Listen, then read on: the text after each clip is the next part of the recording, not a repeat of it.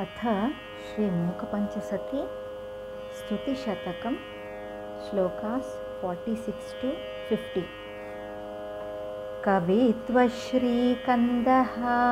सुकृतपरिपाटी हिमगिरेः विधात्री विश्वेषां विषमशरवीरध्वजपटी सखी कम्पानद्याः पदहसितपाथोजयुगळी पुराणी पायान्नः पुरमथनसाम्राज्यपदवी दरिद्राणामध्ये दरदलिततापिञ्च सुषमाः स्तनाभोगक्लान्ताः तरुणहरिणाङ्काङ्कितकचाः हरादीनानाविबुधमुकुटीचुम्बितपदाः कदा कम्पातीरे कथय विहरामो गिरिसुते वरीवर्तुस्थे मा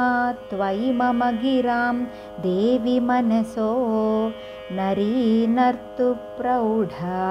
वदनकमले वाक्यलहरी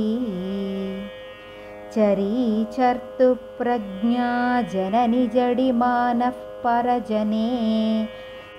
सरीसर्तु स्वैरं जननि मयि कामाक्षि करुणा क्षणात्ते कामाक्षी भ्रमरसुषमा शिक्षणगुरुः कटाक्षव्याक्षेपो मम भवतु मोक्षाय विपदाम् नरीनर्तु स्वैरं वचनलहरी निर्जरपुरी सरिद्वीची नीची करणपटुरास्ये मम सदा पुरस्तान्मे भूयः प्रशमनपरस्तान्मम रुजां